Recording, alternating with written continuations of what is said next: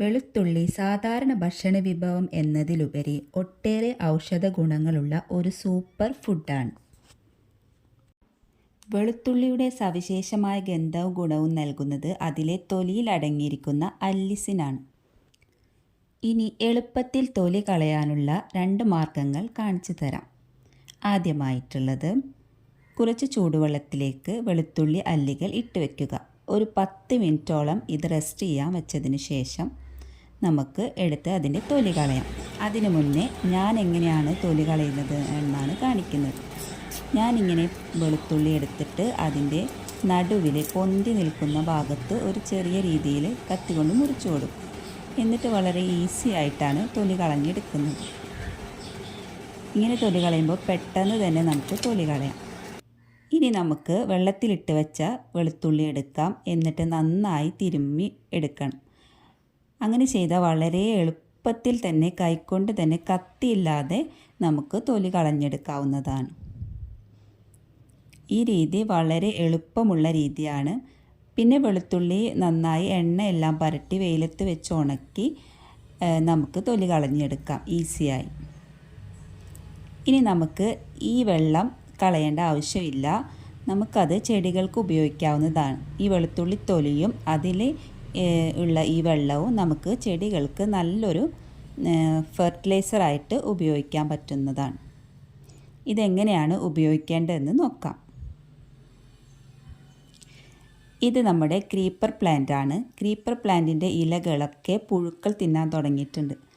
അപ്പോൾ നമ്മൾ ഈ വെളുത്തുള്ളിയുടെ വെള്ളം ഈ ഇലകളിലൊക്കെ തെളിച്ചു കൊടുക്കാം. ഇതുപോലെ തെളിച്ചു കൊടുത്താൽ പുഴുക്കൾ അതിൽ നിന്ന് പോവും. പിന്നെ അത് മാത്രമല്ല, ഇതിൻ്റെ വെളുത്തുള്ളിയുടെ ഈ തൊലി നമുക്ക് ഈ മണ്ണിൽ കുഴിച്ചിടാം. അങ്ങനെ ചെയ്താൽ നല്ല ഗ്രോത്തായിട്ട് ചെടികൾ വളരും. എല്ലാവരും ചെയ്ത് നോക്കണം. നന്നായി ചെടികൾക്ക് കിളിർപ്പ് വരാനും നല്ല ഇലകളൊക്കെ നന്നായി വരാനും പൂക്കൾ ഉണ്ടാവാനൊക്കെ നല്ലൊരു അടിപൊളി ടിപ്പാണ്. വെളുത്തുള്ളി തൊലിയിൽ പൊട്ടാസ്യം, ഫോസ്ഫറസ്, കാൽസ്യം തുടങ്ങിയ പോഷകങ്ങൾ ധാരാളമായിട്ടുണ്ട്.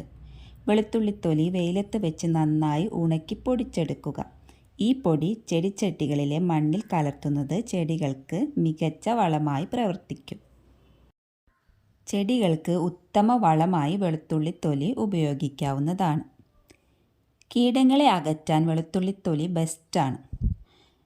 വീടിന് ചുറ്റും വെളുത്തുള്ളിത്തൊലി ഇട്ട് കൊടുക്കുന്നത് പാമ്പുകളെ അകറ്റുന്നതാണ്. ഇനി നമ്മുടെ അരിപ്പാത്രത്തിൽ വെളുത്തുള്ളിത്തൊലി ഇട്ട് സൂക്ഷിക്കാം. അത് ഒച്ച് പോലെയുള്ള കീടങ്ങളെ അകറ്റാൻ സഹായിക്കുന്നതാണ്. അരിയിൽ മാത്രമല്ല, ധാന്യങ്ങളിലും ഗോതമ്പ് തുടങ്ങിയവയിലെല്ലാം ഇതുപോലെ ഇട്ട് വയ്ക്കാവുന്നതാണ്.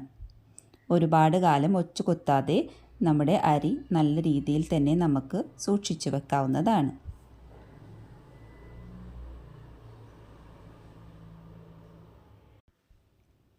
ആരോഗ്യത്തിൻ്റെ കാര്യത്തിലാണെങ്കിൽ വെളുത്തുള്ളിത്തൊലി നല്ലൊരു രോഗപ്രതിരോധ ശേഷി വർദ്ധിപ്പിക്കുന്നതാണ്. വെളുത്തുള്ളിത്തൊലിയിട്ട് തിളപ്പിച്ച വെള്ളം കുടിക്കുന്നത് ഇമ്മ്യൂണിറ്റി വർദ്ധിപ്പിക്കാൻ നല്ലതാണ്. ഉണങ്ങിയ വെളുത്തുള്ളിത്തൊലികൾ കുറച്ച് ഒലീവ് ഓയിലിലോ അല്ലെങ്കിൽ സാധാരണ വെളിച്ചെണ്ണയിലോ ഇട്ട് ചെറിയ തീയിൽ ചൂടാക്കുക. ഈ തൊലികൾ എണ്ണയിൽ നിന്ന് മാറ്റിയ ശേഷം ആ എണ്ണ ഉപയോഗിക്കുന്നത് കറികൾക്ക് രുചി കൂട്ടാനും മണം കൂട്ടാനും ഗുണം ചെയ്യുന്നതാണ്. സാലഡുകളിലും മറ്റും ഉപയോഗിക്കാൻ വളരെ നല്ലതാണ്. വെളുത്തുള്ളിത്തൊലികൾ നന്നായി കഴുകി ഉണക്കി ചൂടുള്ള ചീനച്ചട്ടിയിലിട്ട് ചെറുതായി വറക്കുക. റോസ്റ്റ് ചെയ്തെടുക്കുക. ഇത് ഉണങ്ങിയ ശേഷം പൊടിച്ച് സൂക്ഷിക്കാം. ഈ പൊടി ഏത് കറിയിലും ചേർക്കാം. വെളുത്തുള്ളിയുടെ സത്ത് കറിയിലെത്തുകയും പോഷകാംശം വർദ്ധിപ്പിക്കുകയും ചെയ്യും. വെളുത്തുള്ളി കറികൾക്കായി ഉപയോഗിക്കുമ്പോൾ തോലോടുകൂടി ചതച്ച് ഉപയോഗിക്കുക. എങ്കിൽ മാത്രമേ ആ തൊലിയിൽ അടങ്ങിയിരിക്കുന്ന അല്ലിസിൻ്റെ ഗുണം നമ്മൾക്ക് കിട്ടുകയുള്ളൂ. ഇനി നമുക്കൊരു വെളുത്തുള്ളി തൊലി വെച്ചിട്ടുള്ള ഫ്ലവർ മേക്കിംഗ് നോക്കാം. ഇതുപോലെയുള്ള തൊലിയുടെ ഈ ഭാഗം എടുക്കുക. അതിനുശേഷം അതിൻ്റെ ബാക്കിലായിട്ട് ഫെവിക്കോൾ പുരട്ടിക്കൊടുക്കണം. നല്ല രീതിയിൽ തന്നെ ഫെവിക്കോൾ പുരട്ടി കൊടുക്കുക. അതിനുശേഷം ഓരോ അല്ലികൾ വെച്ച് ഒട്ടിച്ചെടുക്കാം.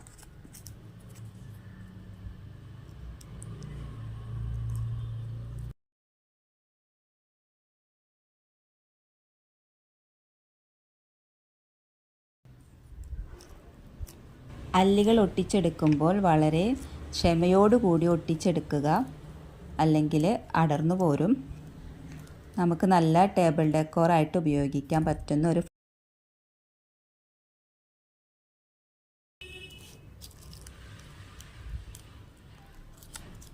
ഇതുപോലെ നമുക്ക് പല പല ഷേപ്പുകളിലും പല പല മോഡലുകളിലും നമുക്ക് വെളുത്തുള്ളി തൊലി വെച്ചിട്ട് പൂക്കൾ ഉണ്ടാക്കാവുന്നതാണ്. ഇത് ഏറ്റവും സിമ്പിളായ രീതിയാണ് ഇവിടെ കാണിക്കുന്നത്. ഇനി നമുക്ക് വേറെ പൂക്കൾ ഉണ്ടാക്കാം. ഇനി വെളുത്തുള്ളി തൊലിയുടെ ഇതുപോലെയുള്ള ഭാഗങ്ങൾ എടുക്കുക. അതെല്ലാം കൂടി ഒരുമിച്ച് വെച്ച് നൂലുകൊണ്ട് കെട്ടി ഗ്രീൻ ടാപ്പ് ഒട്ടിച്ചെടുക്കാം.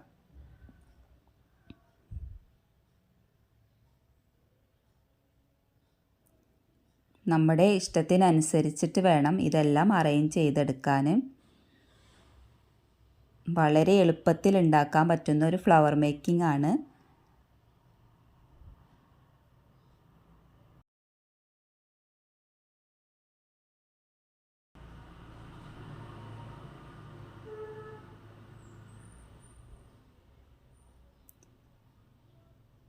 ഇനി നല്ല രീതിയിൽ സെറ്റ് ചെയ്തെടുക്കണം. സെറ്റ് ചെയ്തെടുക്കുന്ന രീതി ഞാനിവിടെ കാണിക്കുന്നില്ല. ഞാൻ 2 ഫ്ലവറാണ് വെളുത്തുള്ളി തൊലി വെച്ചിട്ട് ഉണ്ടാക്കിയെടുത്തിട്ടുള്ളത്. ഇനി ഞാനൊരു ചെറിയൊരു ബോക്സ് എടുത്ത് അതിൽ തെർമോക്കോൾ വെച്ചിട്ട് അതിലാണ് ഈ വെളുത്തുള്ളിയുടെ ഫ്ലവർ സെറ്റ് ചെയ്തിട്ടുള്ളത്. ചെറുതായിട്ടൊന്ന് പെയിൻറ്റ് ചെയ്തിട്ടുണ്ട്. ഗോൾഡൻ കളർ ഉപയോഗിച്ചിട്ട് അതിനെ ജസ്റ്റ് ഒന്ന് മോടി കൂട്ടിയിട്ടുണ്ട്. വളരെ എളുപ്പത്തിൽ ഉണ്ടാക്കാൻ പറ്റുന്ന ഒരു ടേബിൾ ഡെക്കോറാണിത്. ഇതുപോലെ പല മോഡലുകളിലും നമുക്ക് വെളുത്തുള്ളി തൊലി വെച്ചിട്ട് ഉണ്ടാക്കിയെടുക്കാവുന്നതാണ്.